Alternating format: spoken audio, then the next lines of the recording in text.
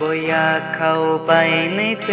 ซเพราะอายยังเฮ็ดใจบ่ได้ก็ฝันมาพังทลายเมื่อเจ้ากลายเป็นของคนอื่นเฮ็ดให้อายนั่งเหงา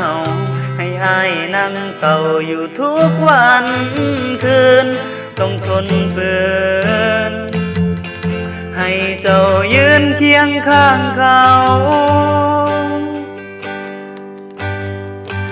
อายบ่อยากส่งเห็นน้องโพสกับเขาบ่อยากเห็นภาพเจ้ากับเขาพู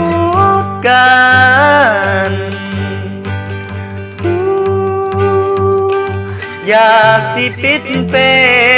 ซแต่อายก็เฮ็ดบ่ได้บ่อยากเข้าไปเห็นเจ้ากับเขาหากันตั้งใจว่าสิบ่ส่งบ่อยากเห็นเจ้าของเจ้าคนนั้นบ่อยากเห็นเจ้ากับเขาหากันมันเจ็บหัวใจใจสั่นแต่มือบ่เฮ็ดอยากสิบล็อกเฟซของเจ้าเอาไว้บ่อยากสิเห็นใครเป็นแฟนใหม่ของเจ้า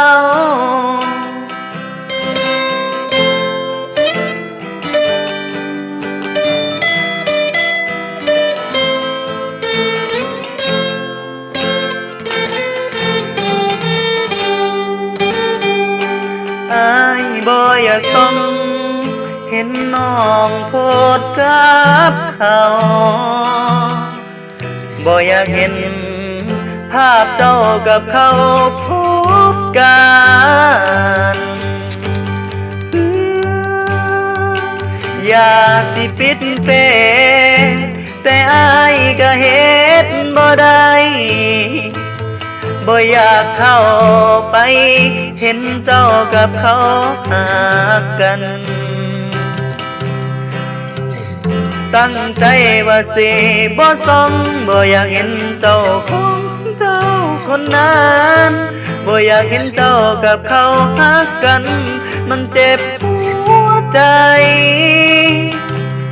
ใจสั่นแต่มือบ่เฮ็ดอยากสิบล็อกเฟซของเจ้าเอาไว้บ่อยากสิเห็นใครเป็นแฟนใหม่ของเจ้าใจสั่นแต่มือบ่เฮ็ดอยากสิบล็อกเฟซของเจ้าเอาไว้บ่อยากสิเห็นใครเป็นแฟนใหม่ของเจ้าบ่อยากสิเห็นใครเป็นแฟนใหม่